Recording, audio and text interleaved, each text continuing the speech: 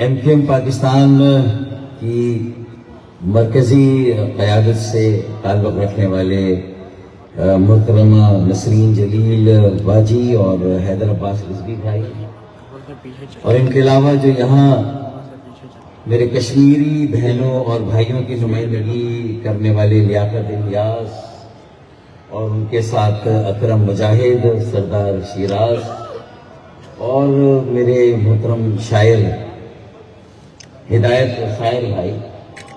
اور یہاں موجود MQM کے مختلف تنظیمی سطحوں سے تعلق رکھنے والے میرے تحریکی ساتھی، ذمہ دار MQM کے کارکنان اور کراچی کے عمائدین اور اہلیان کشمیر جو یہاں آئے ہیں اور تشریف رکھتے ہیں، آپ سب کی خدمت میں السلام علیکم۔ 5 فروری یوم یکجہتی کشمیر کے طور پر پورے ملک میں انتہائی جوش و خروش یا عزم اور ولولے کے ساتھ منایا جا رہا ہے، اور میں سمجھتا ہوں کہ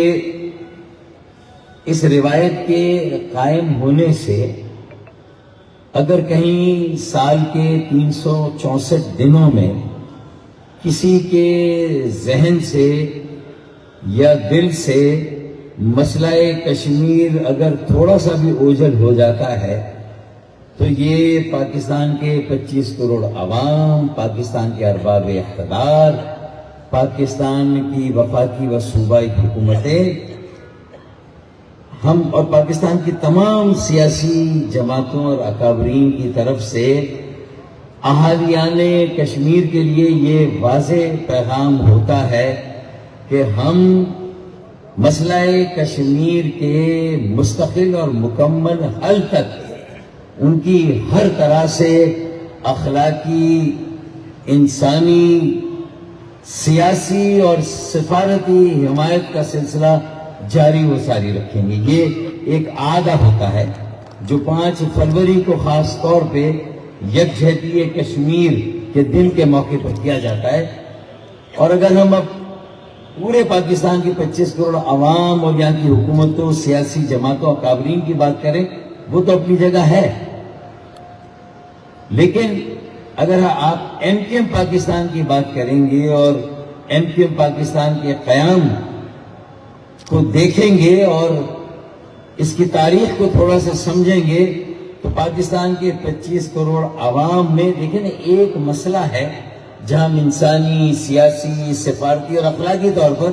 اپنے کشمیری بھائیوں اور بہنوں کے ساتھ جڑے ہوئے ہیں، لیکن اگر ان سے بھی زیادہ فطری طور پر، دلی طور پر، تاریخی طور پر اور اپنی قیام پاکستان کی اس جد و جہد جس میں میرے آباء و اجداد نے 20 لاکھ جانوں کا نذرانہ دیا، تو پھر میرے خیال میں فطری طور پر، روحانی طور پر، دلی طور پر اگر سب سے زیادہ اہلیان کشمیر کی جد و جہد آزادی کے ساتھ کوئی طبقہ پاکستان میں جڑا ہوا ہے تو وہ MQM پاکستان اور اس کے کارکنان جڑے ہوئے ہیں۔ کیوں؟ کیونکہ ہم یہ سمجھتے ہیں کہ 14 اگست 1947 کو اگر پاکستان قائم ہوا، آزاد ہوا، تو کشمیر کی آزادی یا مسئلہ کشمیر کا کسی بھی شکل میں جو بھی حل جو کہ کشمیریوں کی استصواب رائے اور حق کے خود ارادیت کے نتیجے میں طے ہونا ہے، ہم سمجھتے جب تک وہ طے نہیں ہوتا شاید بر صغیر پاک و ہند کی تقسیم کا ایجنڈا بھی مکمل نہیں ہوتا۔ اصل بات تو یہی ہے نا کہ پاکستان کا قیام اور آزادی، جد و جہد آزادی اور قیام پاکستان اور پاکستان کے قیام کا ایجنڈا بھی اس وقت تک مکمل نہیں ہوتا جب تک میرے کشمیری بھائیوں، کشمیری بہنوں کو جو ہے وہ انہیں بھی آزادی کا سورج نصیب نہیں ہوتا۔ ہم سمجھتے ہیں کہ اس وقت تک ہمارا جو قیام پاکستان کی جد و جہد ہے وہ جاری و ساری ہے، کیونکہ کشمیریوں کی آزادی تک میں سمجھتا ہوں کہ ہم اپنی آزادی کو مکمل نہیں سمجھتے۔ ہماری بھی جد و جہد کی تکمیل اسی وقت ہوگی جب جدوجہد آزادی کشمیر کی جدوجہد بھی مکمل ہوگی، ہم اس کے ساتھ ہم نیچرلی جڑے ہوئے ہیں، تو ہم اس لیے زیادہ اپنے آپ کو آپ کے ساتھ اس طرح جڑا ہوا سمجھتے ہیں۔ یہ ایک پہلی بات، اس کو میں کلیئر کر دوں۔ دوسری بات یہ کہ ظاہر ہے کہ جو قربانیاں وہاں پر اہالیان کشمیر دے رہے ہیں، وہاں کے نوجوان دے رہے ہیں، وہاں کی بہنوں اور بیٹیوں کی جس طرح عصمتیں قربان ہو رہی ہیں۔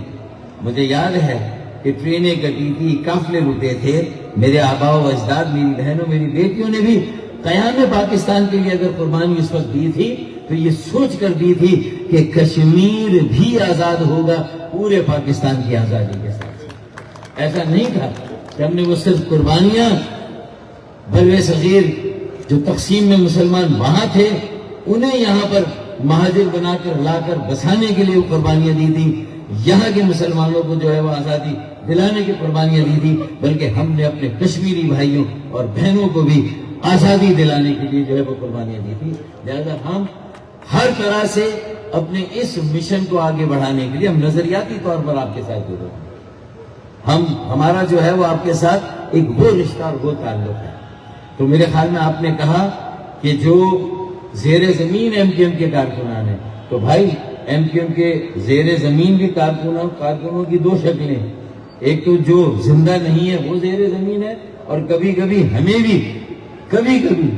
ہمیں بھی جو ہے وہ ہمارے زندہ لوگوں کو بھی زیر زمین جانا پڑتا ہے۔ تو آپ ان دونوں کی پھر بات ایک ساتھ کر لیا کریں،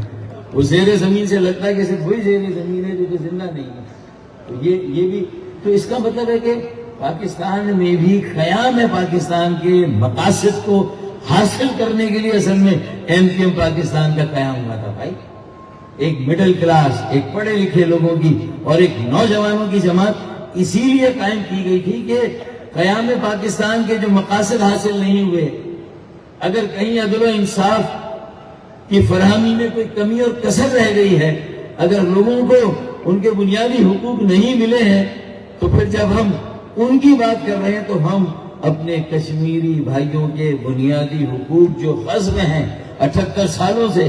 ہم ان کی بازیابی اور ان کی بحالی کی جدوجہد سے کیسے غافل رہ سکتے ہیں؟ نیچرلی جڑے ہوئے ہیں بھائی، دن اور رات جڑے ہوئے ہیں، ہم ایک لمحے کے لیے بھی آپ سے الگ نہیں ہیں۔ اسی لیے یہ پروگرام آج مجھے حیرت ہے کہ میڈیا کو ہم نے یہاں پر کیوں دعوت نہیں دی۔ یہاں میڈیا کو ہر سال ہم بلاتے ہیں اور میڈیا کو بھی ہونا چاہیے تاکہ پورے پاکستان میں اور اہالیان کشمیر تک براہ راست اگر کہیں لائیو کوریج ہو رہی تو وہ بھی ساری ہماری گفتگو اور ہماری بات وہاں بھی چلی جائے۔ اب ایک آگے میں بات کر لوں کہ کشمیر کا مسئلہ اہالیان کشمیر کی حق خود ارادیت اور ان کی رائے سے حل ہوگا، اور چاہے اس کی کوئی بھی شکل ہو، ایم کیو ایم پاکستان اپنے ان کشمیری بھائیوں کے ساتھ ہے۔ اس کا اعادہ بھی ہم نے ہر مرتبہ کیا، ایک بار پھر کیا، اور جب وہاں پر یہ بھی تھا نا کہ بھائی ہم پاکستان کے جنوب میں ہے، کشمیر پاکستان کے شمال میں ہے، زلزلہ پاکستان کے شمال میں آتا ہے، اور سب سے پہلی فلائٹ سے اگر کوئی سائیں سہیلی سرکار کی درگاہ پر پہنچ کر اپنا کیمپ لگاتا ہے تو وہ ایم کیو ایم پاکستان کے رضاکار کارکنان ہے۔ بھائی یہ بھی تو آپ دیکھیں نا، اس کا مطلب یہ قلبی اور دلی تعلق ہوا نا بھائی۔ اس درد کو سب سے پہلے کس نے محسوس کیا؟ سب سے پہلے وہاں کون پہنچا؟ وہ بھی ایم کیو ایم پاکستان سے رضاکار کارکنان۔ تو اس کا مطلب یہ ہے کہ ہم اب عالمی ضمیر کو اصل میں جوڑنا ہے۔ اب دیکھیں پہلگام کا ثانیہ ہو یا پلوامہ کا، وہ 2019 میں ہوا تھا اور یہ 2025 میں ہوا، میرے خیال میں فروری میں، جو پہلگام کا ثانیہ، اب یہ کشمیر میں ہو رہا ہے۔ لیکن یہ دونوں سانحات اپنے اندر یہ پوٹینشل رکھتے ہیں کہ دو ایٹمی طاقتوں کے درمیان یہ جو وجہ نزاع، یہ جو متنازع جو مسئلہ کشمیر ہے، یہ ہے، اور یہ کہیں نہ کہیں سے بھارت کی جو جنگی جنونیت کا ذکر میرے ساتھی نے کیا، انہیں بھی کوئی موقع چاہیے، ان کی اپنی غفلت ہو، نہ اہلی ہو، سب کچھ ہو، نہ وہ پہلگام کے جو وہاں پر ہوا تھا جو کچھ بھی دہشت گردی کا سانحہ، نہ اس کے جو ہے وہ ملزموں کو یا ان کو پکڑ سکے، سازشوں کو، نہ انہوں نے جو ہے اس سیدھا الزام پاکستان پہ دھر دیا۔ اب اس کا مطلب اگر یہ سلسلہ جاری رہا تو بھائی پیس ایکارڈ ہو گیا ہے وہاں جو ہے وہ مشرق وسطیٰ میں، وہاں تو پیس ایکارڈ ہوا ہے. اب وہ اس کی میرٹ ڈی میرٹ کیا، اس کے کراس اینڈ کونس آگے کیا ہوں گے وہ اپنی جگہ،